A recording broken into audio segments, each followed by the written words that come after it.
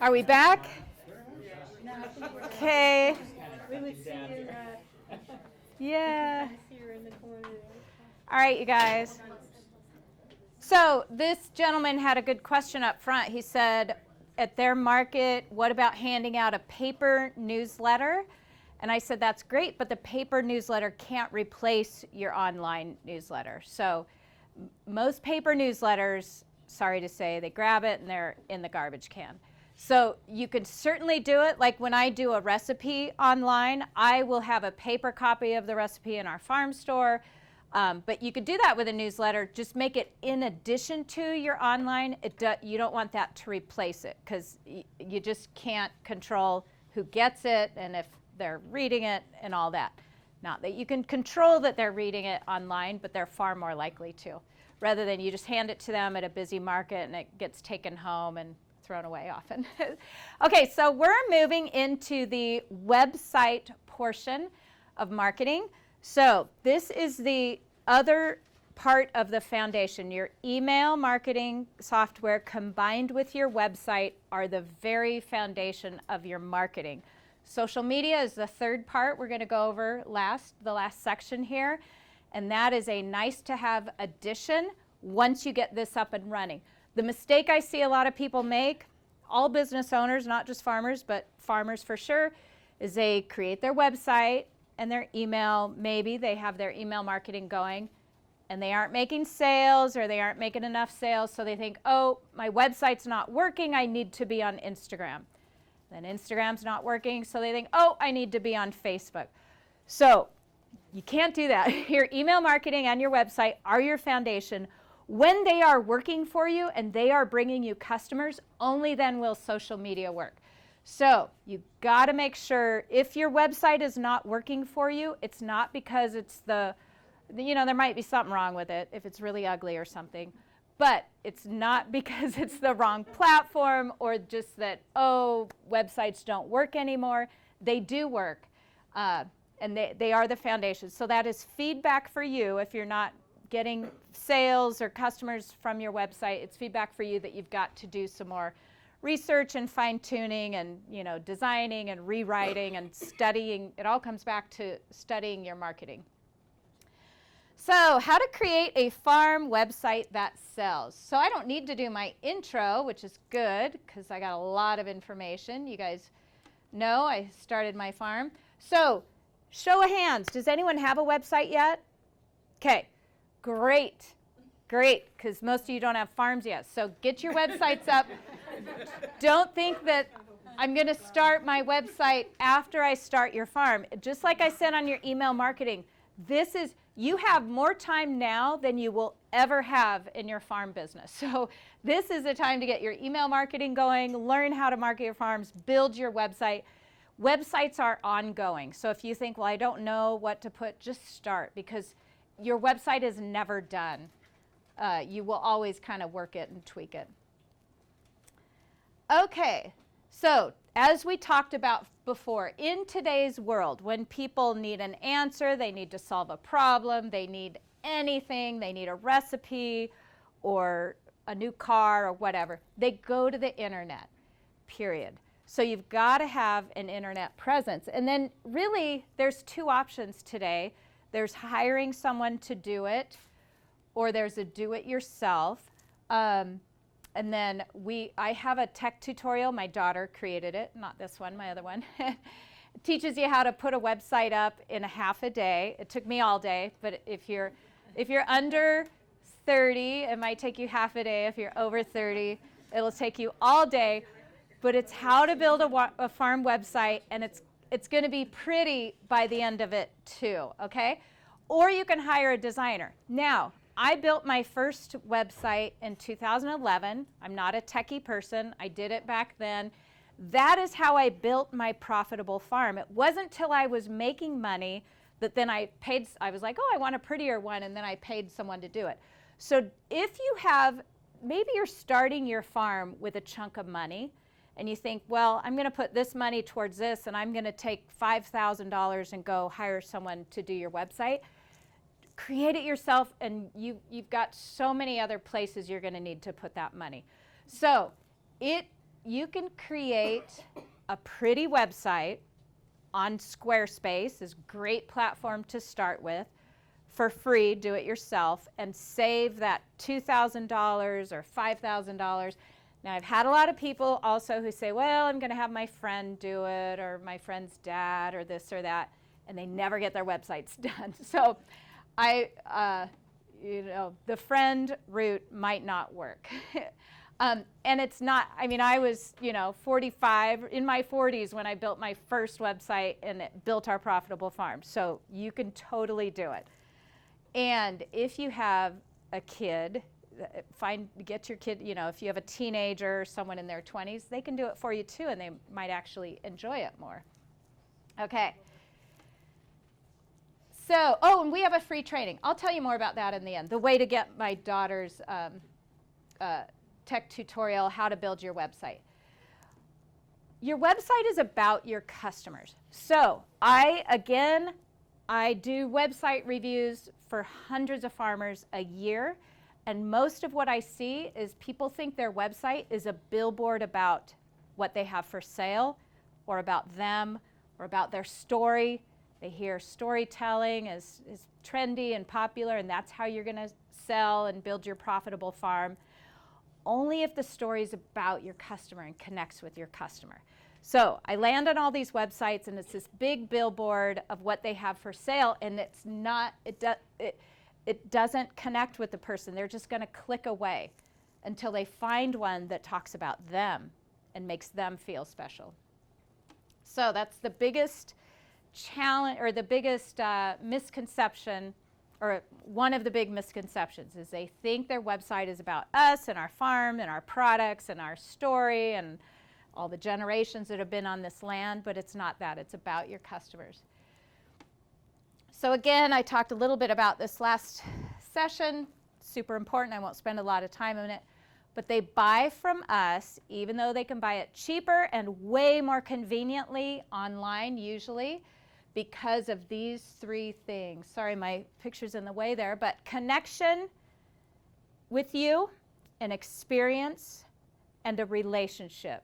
There's a name and a face. Oh, that's the other thing, is I land on a lot of farmers' websites and there's no picture of them, and their name is not on there, because they think it's more professional if they keep themselves off the website and they look like a corporation. But again, we're selling handcrafted products built by us, by real people, and you make that connection with them, that they're real people and they matter to you, and you're a real person creating this product. So that connection is why they will go out of their way to buy from you instead of just clicking online. You give them an experience, and I don't mean they have to come out and you have a pumpkin patch and a slippy slide and all that. We have a farm cat in our farm store, and he loves to sit by the cash register. And for the longest time, I thought, oh, this is so unsanitary. Someone's going to turn us in. But people were just so fulfilled and thrilled to come to our farm store, and the cat is just spread out on the counter where they're putting their food, and they didn't care. It's like, so I don't care about the cat hair and all that, because he was an experience. They don't need fancy farm tours or anything. Just the farm cat laying on the checkout table is an experience. And I didn't realize that until I saw these kids jumping out of the car, and the dad was like, yeah, he's my cat person, and he runs in and holds the cat. So that's what you're different. There's something about you that is why they want to shop with you instead of clicking on Amazon, and it can be as simple as just a cat laying there. No, really. Okay, so your website is often your first point of contact. So then how do you turn those website visitors into customers? And what does your online strategy look like now? So if your website is that first point of contact, that's why it has to talk about them. It has to talk about that 40-year-old mom with the 2 kids, one out of the house, one still in the house, and she's trying to train for a marathon because she wants to look and feel better in her 40s than in her 30s. And this is the exact thing my ideal customer said to me. She said that. She said, I signed up for a marathon because I want to look better in my 40s than ever before after having 4 kids. So when I take her exact words that she says to me, and those are reflected on my website, then other people landing on my website read that and they're like, wow, who is this person? I want to know this farmer. I want to come out and shop with them. That's what I mean about those very specific references. Okay, so what I've got here is all the different channels people talk about. They'll say, well, what about Facebook or Instagram? And what about, should I put an ad on Craigslist? Or Eat Wild is, I don't know if you have something comparable. It's kind of where it's a website where no matter what farm product you sell, you can put a little classified ad there. So this is often what people's marketing strategy is when they first come to me. But what I want to put in place for you and give you the perspective is that computer screen in the middle is representative of your website, and that is your foundation. So your website is your foundation of your marketing.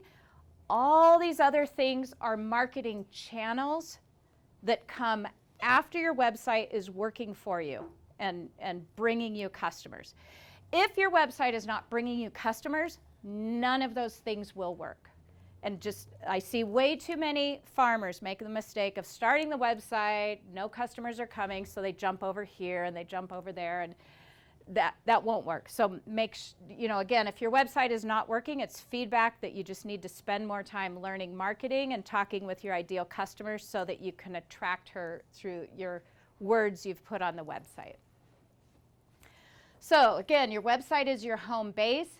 Everything else is built on the foundation of a strong website that sells. When you have a website and you have a phone, we don't sell at farmers markets, but if I'm off at an event or I'm at a food event or something like that, I can pull up my website on my phone and get someone on my email list just right there and say, oh, I've got a recipe for that right here, sign up and you'll get it. So it's so handy to have, and people are so used to that. And your website's your brand. You want your family on there and your face, and you want to be a real person. You want all that on your website as it talks to your ideal customer too. Okay, so if your website could do one thing, what would it be? And this is where I see most farmers. It's like a billboard, buy my products. And that's where when someone's looking for a solution to a problem and they land on a website and it's just like, has your product and the price listed, if it doesn't connect with them right away, they're going to click away. So this is what most people's websites look like. But it's got to serve your purpose of connecting with your customer. So I want to go over just the basics of a 5-page website that sells. And the other problem I get is I get a lot of farmers come to me and their website has been their dumping ground for years and years, and I'll see 15 pages or 20 pages, or every product they've ever sold has a page. You want to get rid of all of that because that's just overwhelming to people. You want, 5 pages maximum. Now there might be a reason to have another page, less if you can get away with it, but 5 pages for what most of you guys are doing is going to be perfect. And one of those pages on there is going to be your blog, because and I think all website platforms include blog capabilities today, and a blog is your marketing. That also a blog. Have you all heard of SEO, search engine optimization? That's what gets your website to show up in Google searches. The number one way to show up in a Google search is have fresh content on your blog at least once a month. Google sees you as relevant when you do that. One of the most famous farmers you've probably ever heard of came to me and said, Charlotte, we're the most famous farmer, and we're on page 4 of Google. And I said, well, when was the last blog post? He's like, we're so famous, we don't write blog posts anymore. Google does not know you're famous, okay? Google sees you as relevant when you have fresh content on your website, and the blog is the best way to do that. For me, it's a podcast now, but a podcast or a video does not replace, Google can't read, it doesn't register. It needs words, it needs the copy. So even if you have a video on there on your blog page, you've got to have the words describing it for you to show up. But so one of those 5 pages is a blog. So, and these are the essential pages: the home page, the about page, blog, products page, and a contact page. Now, like I said, there might be a little variation on these, but these are kind of the basics. And I have, I'll give you again, the number to text at the end that sends you out these 5 pages in a template. It's like fill in the blank template on that. So this is what that looks like. So it's going to have, we're going to go through each one individually here, but some notes on each one. So your home page is often the very first impression. Tip number 1, make it very clear what you sell. So this says you have under 10 seconds to grab people's attention. I've heard 3 seconds. You know, people's attention spans are getting smaller and smaller. If they land on your website and above the fold, which means what you can see in that screen, it does not say your product, they're going to click away. So many of our farm names are generic, like 3 Acre Farm or Lazy River Farm. You know, it doesn't say what we sell in the name of the farm. So you've got to have your name above, or it's got to have your product above the fold. So if you're Lazy River Farm, honey and flowers, honey and dahlias, you know, it's got to say that somewhere on the screen. So when they pull it up on the phone, which most people are on their, I think my stats are like 65% of people are looking at my website on their mobile now. So make sure it's mobile friendly, and it's got to say what you sell really quickly right away, or they'll click away. Okay, tip number 2, it's all about the customer. Like I said, if it's your life story, and it's all about you and trying to convince them to buy your product, they're going to click away. People don't, so most farmers want to write about their farming practices.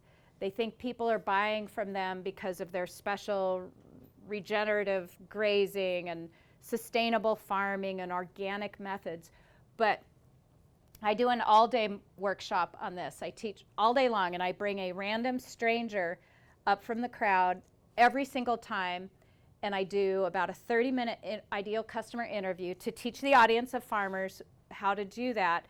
Never once do they ever mention that they buy from the farmer because of the farmer's farming practices and methods, yet that's what us farmers want to blog about on our websites. So get together in groups like this and geek out about your farming practices, but your customers are not buying from you because of your farming practices. They don't know enough. It's just so fascinating to me that I do these interviews all the time, and they never mention I buy from them because they are certified organic, or I buy from them because they use these methods that are saving, pollinating the bees, or the bees pollinating the flower. They don't talk about farming methods. Yet most farmers, that's easy for us to write about, so that's what they end up writing about. But you want to write about what your ideal customer wants to hear about. So you're writing about their interests, and that, are they a busy mom with 3 little kids running them off to activities? Are their kids in college and they finally have free time to do a little self-care and they're doing more of that? What are their interests? That's what your website's going to be writing about, or what you're going to write about on there. So here's an example of Nature's Pantry Farm. Again, that name could mean they sell anything, and they just wrote right in the top there, grass-fed beef, pastured pork, milk, eggs, pastured chicken. Now, I'd probably say take some of those out, so you've got like your top 3. But anyway, they say right away, so if a busy mom is Googling because she's got a problem to solve, she lands on their website, she's going to know right away if they've got the solution to her problem, because again, Nature's Pantry could mean anything. So then, look at her little about page there. Are you a parent concerned about the use of hormones, antibiotics, GMOs, chemicals in today's food production? You love your children more than anything, want them as healthy as possible. At Nature's Pantry, we share your concerns. As a mom of 3 small children, and there's her credibility, I know how important it is to you to have happy, healthy kids. So that's her about page, and she's talking about her ideal customer, not about, you know, we're 5th generation family farm, we use these special farming practices, but people will land on her about page and say, wow, you read my mind, I want to buy from you. I find on our farm that customers will buy from us for months before they ever care about our story. It'll be months and they'll be like, well, what's your story? How'd you get started? Why do you do this? Because they're Googling for farms like yours because they've got a problem to solve. That's what's on their mind. Once you help them solve their problem, then they're interested in hearing about you. But too much of the time as farmers, we lead with our story thinking that's why they're buying from us. But it's just the opposite. 3-acre farm, another example. That 3-acre farm could be selling anything. Right there in the header, she's got a beautiful bouquet of dahlias, says seasonal you pick flowers and bouquets, produce and plants. So within 3 seconds or 5 seconds, as long as it takes you to see it, you know immediately. If you were landing on 3-acre farm because you wanted eggs, well, you know, oh, flowers, I'm going to click. But you might decide to stay because it's so pretty. But you know right away if they have the product you were interested in. And then she knows on her about page that people want this. They aren't looking for her story. They're looking to come for a fun outing with the kids. We'll show you how to cut and create the perfect bouquet or floral arrangement. Spend quality time with family and friends. So this is what's going to keep people reading your website, not your farming practices. That's a great one. Yeah. Did you write it? She's one of our students, yeah. We don't do the writing for them, but when they interview she thought people were coming to her because her flowers were organic and of her farming methods and all that. Taught her how to interview her ideal customer, and this is exactly what they told her. So we just teach our students how to listen to their customers and put those things on their website. I get this all that people will call me and say, I'm on your website and it's like you are a fly on my wall. How did you know I have piles of laundry I'm stepping over? Well, it's because I've talked to so many of my customers, I know that. So when you listen to them and you put those references on your website, and it's not about you, it's about them, they just can't wait to buy from you.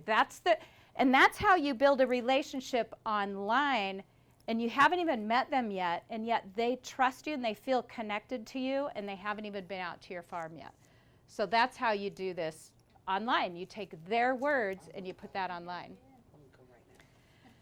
So about page, okay, that last one was the home page, but about page is very similar. Okay, we talked about this. It's not a place for your life story. What I tell the people I work with is you've got to earn the right to tell your story. I will land on farmers' websites that will have like a page this long of their story, and then, you know, maybe a little bit about the customer. It has to be, a lot of your website needs to be about your customer, and then you earn the right